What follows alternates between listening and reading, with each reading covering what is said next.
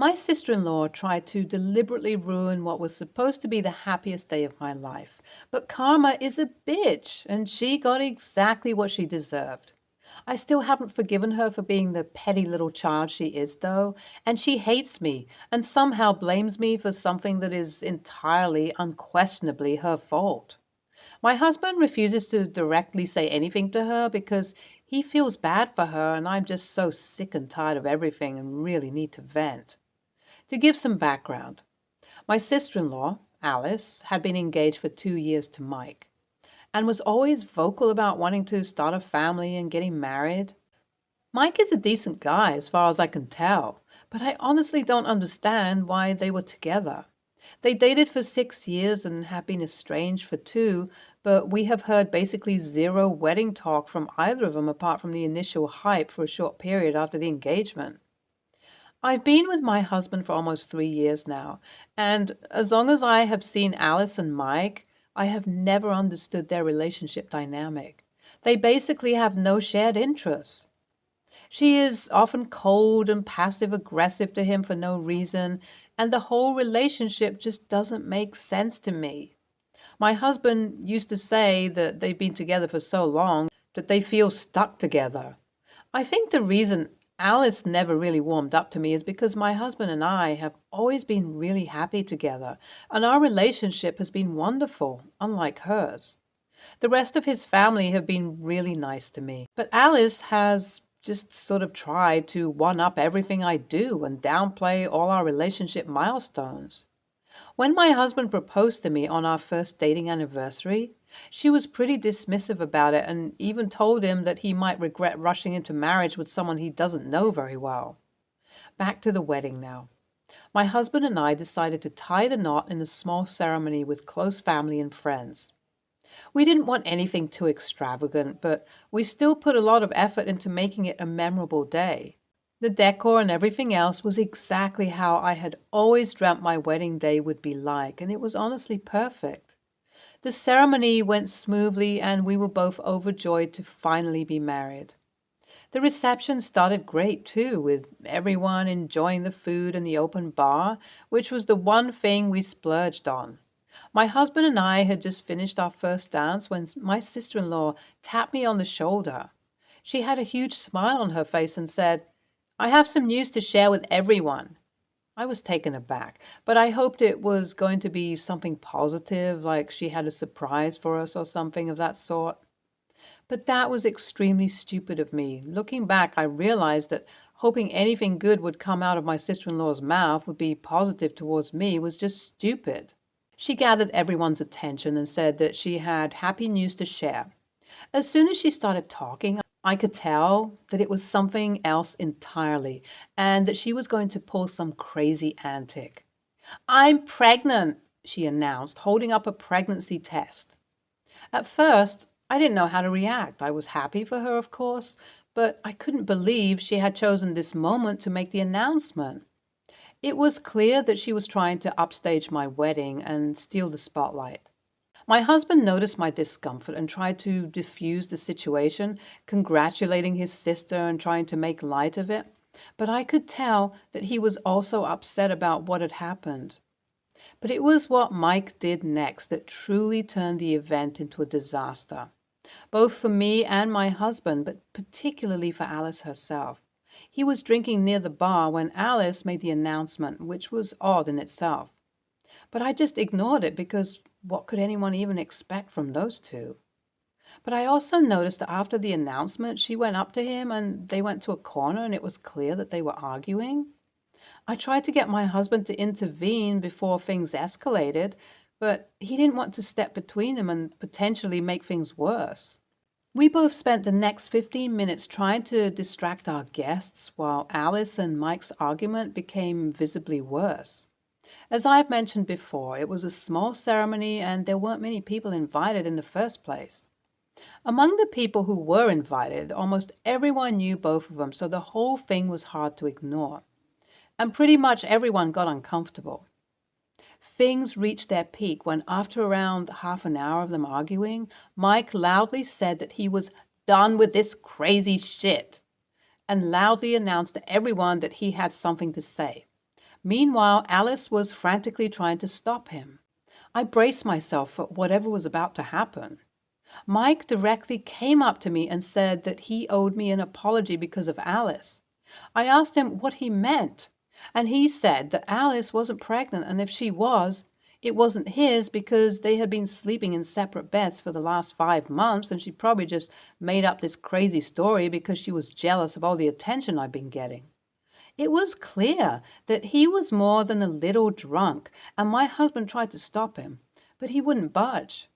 By then, Alice was crying and almost screaming at that point, saying he was lying, and Mike took one look at her and said that he was done.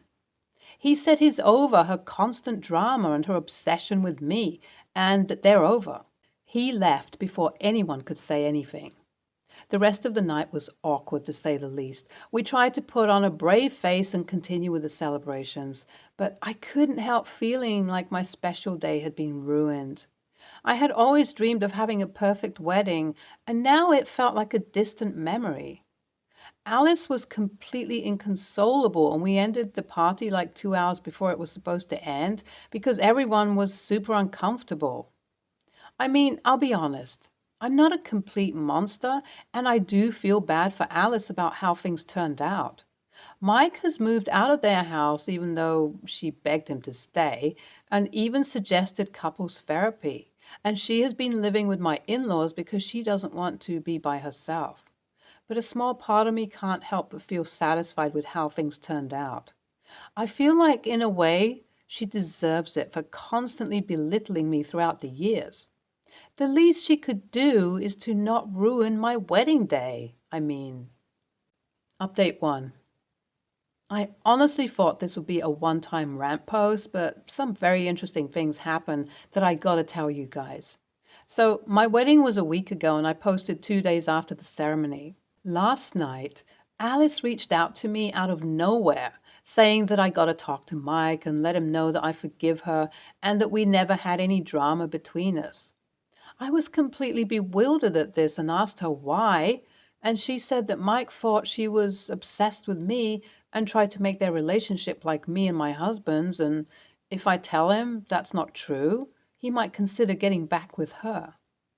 I told her that I needed some time to think about it, and she had a full-blown meltdown, saying that it was selfish of me to not agree instantly because it can save her relationship. I told her that I didn't even say no and just needed some time to think, but she wouldn't listen to me. I lost my temper as well and told her that maybe Mike was right after all and hung up on her. She has been bombarding me with texts and calls. The tone switches from angry to straight up crazy. She has also been trying to guilt trip my husband into making me agree. My husband thinks I should just get it over with and agree to talk to Mike just to get Alice off our backs. Honestly, I might have considered it, even if I don't think it's a good idea, if she had asked nicely, but her behavior is just annoying. Also, I actually haven't forgiven her for ruining my wedding day, and don't think I owe her anything. Update 2. Thanks for all your responses. It's a huge relief to know that a lot of people agree that I don't have to help Alice if I don't want to. Also, some of you asked why my opinion would even matter to Mike. Honestly, I don't think it will because the man has clearly had enough of her BS. But I guess she is grasping at straws and convincing herself that my intervening will give her a chance to redeem herself. I had pretty much decided not to agree in the first place, but after reading so many supportive comments, I'm sure now. I've told my husband about my decision. I don't think he's happy about it because he cares for my sister and feels bad for her, but he is overall supportive and says that I should do what feels right to me. I haven't told Alice yet. I've just been dodging her texts, but I do plan on telling her tonight. I pretty much know how that conversation will go, but I'm just hoping she doesn't throw a huge tantrum. Update 3. Alice is threatening to cut my husband and me off if I refuse to help her.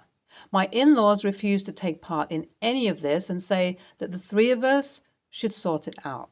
My husband says she is just being dramatic and that it's all right if I stick to my decision, so that's what I will do.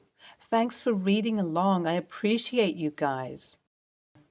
NTA, this woman has done nothing but give you the cold shoulder consistently for years and expects you to somehow save her relationship after sabotaging it herself with this weird fixation with you. Honestly, she sounds like she needs therapy. Good for her fiance to get out of it while he could, and good for you for sticking to your decision. ESH. I don't care if anyone else agrees with me. Is your sister in law a massive a hole for doing what she is? Definitely, she is. But you could have just spoken to her ex once. I mean, what's the worst that could happen? He would say no, and your sister in law would have calmed down. You're both being childish, in my opinion. Next story. 6 years ago, I lost my husband. We were childhood sweethearts who married while in college and had 2 children together. His death was sudden and unexpected and came through as the result of an undiagnosed heart condition. I have not had an interest in dating since my husband, or to remarry. This is not what normally happens in our family. My grandpa died when my dad was a baby, and my grandma remarried within a year. An aunt lost her husband and remarried within 2 years, and an uncle was the same. A couple of months ago, my cousin remarried 18 months after his wife died. This is seen as the best way, the only way to move forward healthily, especially when you have minor children who need a second parent. I disagree, and I have not engaged beyond my initial. I will decide if and when I want to date again, but the last 4 months have been worse. They attempted to find me a man, brought random men to meet me during family gatherings and thought we'd hit it off. It didn't happen. They told me my kids had lost out on the important years of having a father present, and I had done them a disservice by allowing them to reach an age where rejecting a new parent is 10 times more likely. I told them I had not once thought of replacing their dad for them and was not setting out in life just to find them a new dad. They told me that's not what our family members did before me. But what they did was make sure they were never missing that second parental figure. Then tried to tell me I could give them another mom if I didn't want another husband. But it's not healthy to stay single. I told them to mind their own business and leave it alone because I don't want to hear it every time I see or speak to them. They said I was being rude and unreasonable and clearly didn't want to listen, so I left with my kids.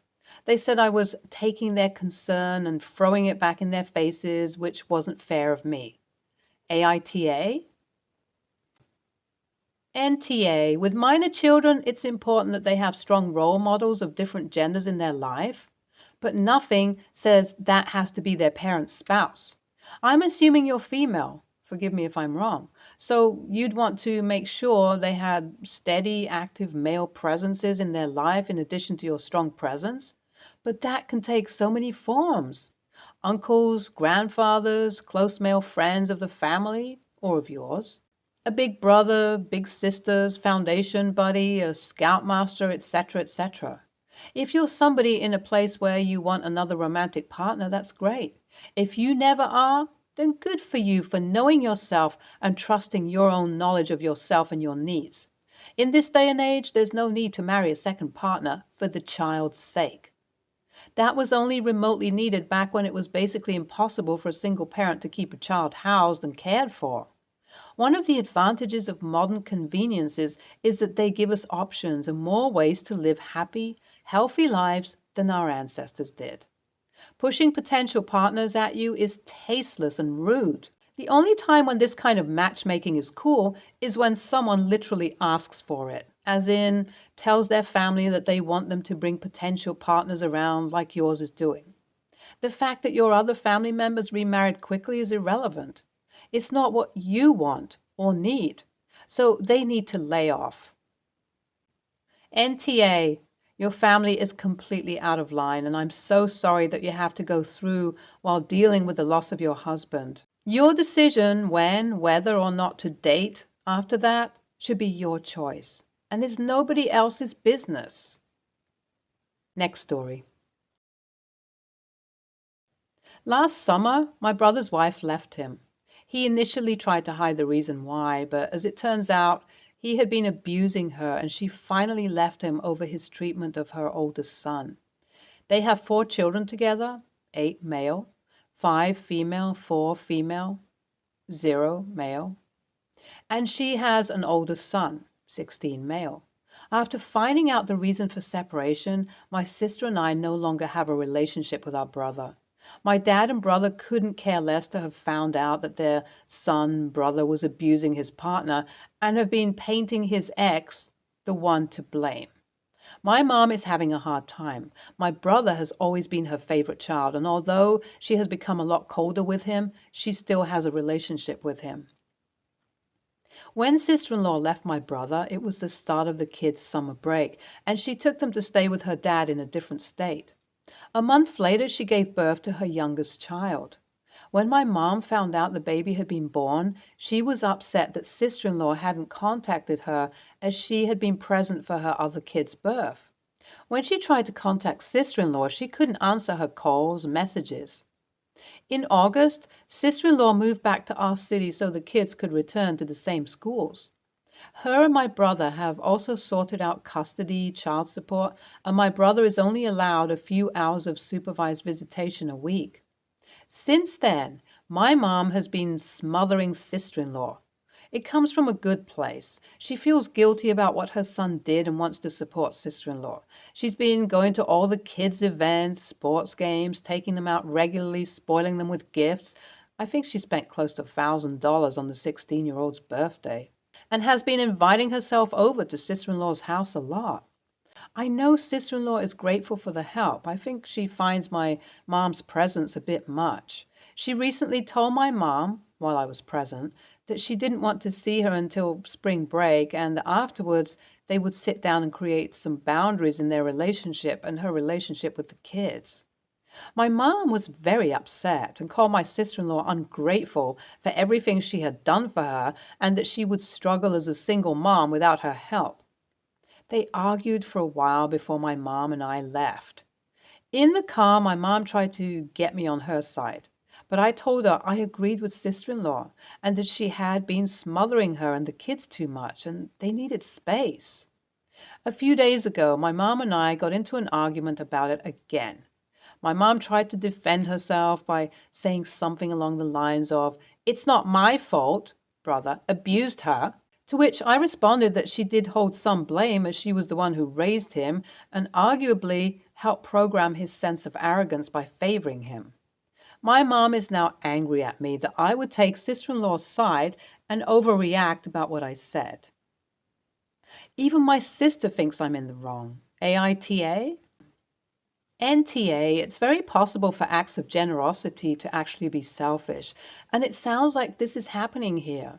If your mother were really concerned with your sister-in-law's well-being, she'd be focused on learning how she overstepped, not on why she shouldn't have been rejected. Sister-in-law has a right to set a limit on how much time someone can spend with her and her kids, no matter who that is. NTA to take your sister-in-law's side. It's your sister-in-law's decision, and it should be respected. But you did directly blame your mother for bad parenting. You don't do that to someone you care about, not during an argument and not in a situation when the person is already down and can't change the circumstances anymore. I would apologize to your mother for hurting her feelings and try to find the right moment to express your opinion of possibly what she should have done differently as a parent, and how you think she could change her behavior towards her son to try to modify his behavior towards women. ESH. I was completely with you until you said she raised and programmed him to be an abuser. That's all on him. She was wrong for supporting him afterwards, and she's wrong for smothering your sister-in-law, but she doesn't have to take the blame for an abusive son. That's where you crossed the line, in my opinion. It's just another way of taking some of the blame off him for being an abusive a-hole. Stay tuned for more stories from our girl relationships.